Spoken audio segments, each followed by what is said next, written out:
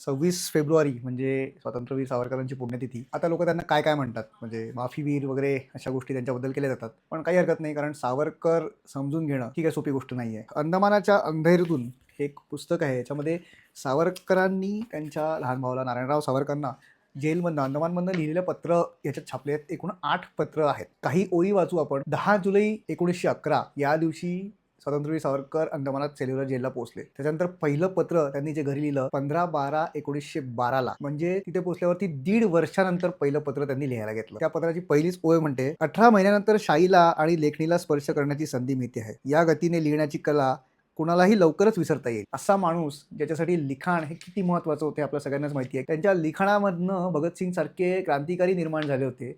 त्या व्यक्तीला लिहायलाच न मिळणं, ते पण 1.5 वर्ष, काय अवस्था असेल तुम्ही विचार करा. जे पत्रामध्ये ज्या गोष्टी भावाला विचारतात ना, त्याच्यातनं साधारण आपल्याला त्यांची मानसिकता समजते. ते नेहमी विचारायचे, म्हणजे वेगवेगळ्या गोष्टी विचारायचे, कुठले पुस्तकं वाच. त्यांनी लिहिलंय की तू बंगाली मुलीशी लग्न केलंस तर मला खूप आवडेल, कारण भारतातल्या प्रांतामध्ये अशी लग्न संबंध झाले पाहिजे, असं त्यांचा विचार होता. त्याच्यानंतर ते विचारतात की आपल्या मातृभूमीत काय चालू आहे, राष्ट्रसभेमध्ये काय चालू आहे. एक ओळ अशी आहे बघा, टाटांचा लोखंडाचा कारखाना, स्टीम नेव्हिगेशन कंपनी किंवा नवीन गिरण्या अशासारखा एखादा आणखी स्वदेशी प्रचंड उद्योग निघाला आहे का. तो माणूस तिथे कारागृहातनं आत्मनिर्भर भारत इथे बनतोय की नाही याचा तो विचार करत होता. परराष्ट्रांबद्दल पण ते विचारतात, चीनचे प्रजासत्ताक कसे चालू आहे, किंवा इराण, पोर्तुगाल, मिस्र कसे चालले आहे, त्या महनीय विभूतीची, लोकमान्य टिळकांची मुक्तता केव्हा होणार आहे, अशा सगळ्या गोष्टी ते तिथून विचारतात आहे. तू माझे पत्र प्रिय यमुनेला दाखवलेस का, तिला त्याचे समग्र भाषांतर करून सांग. आणखी थोडे वर्ष, फार तर फार 5, म्हणजे पुन्हा सुप्रभात होईल. तेव्हा प्रियतम, आजपर्यंत जसे दिवस काढलेस तसे आणखीही काढ. त्यावेळेस असं होतं की 5 वर्ष अंदमानात काढले की लोक आपल्या फॅमिलीला तिथे घेऊन येऊन तिथे सेटल होण्याचा त्यांना एक चान्स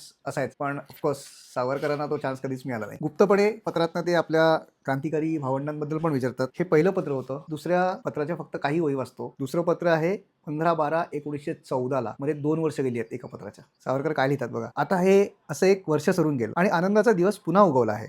घरून पत्र यावयाचे, घरी पत्र लिहावयाचे, म्हणजे त्यात किती ब्रह्मांड साठवला असतो याची पूर्वकल्पना जे कारागृहात कधी गेले नाहीत त्यांना केव्हाही व्हायची नाही. घरी पत्र लिहावायचा दिवस हाच आमचा खरा पाडवा, वर्षप्रतिपदेचा दिवस असतो. मी माझ्या वर्षगणनेचा प्रारंभ या दिवसापासून करतो, कारण आज आवडीच्या आत्मीयांशी झालेल्या एक ताणतेने येणाऱ्या उत्साहामुळे आणि सामर्थ्यामुळे मला पुढे 1 वर्षभर श्वासोच्छ्वास करता येते, जगता येते, हसता खेळता येते. जेल म्हणून VIP रूममध्ये ठेवल्या गेलेल्या लोकांना स्वातंत्र्य सेनानी म्हणतात. त्यांच्यामुळे आपल्याला स्वातंत्र्य मिळालं असं सांगितलं जातं. आणि हे असे लोक की ज्यांना 2-2 वर्ष घरी पत्र सुद्धा पाठवता येत नव्हतं, त्यांना माफीवीर म्हटलं जातं. तुम्हाला काय वाटतं हे कमेंटमध्ये कळवा, कारण ज्या लोकांना चांगलं काहीतरी वाटतंय ना, ते कमेंटच करत नाही आणि मग अर्वाच्य भाषेत कमेंट करणारे लोक इथे सगळे येतात. विनायक दामोदर सावरकर यांचे विचार आपल्या सगळ्यात रुजावे हीच ईश्वरचरणी प्रार्थना.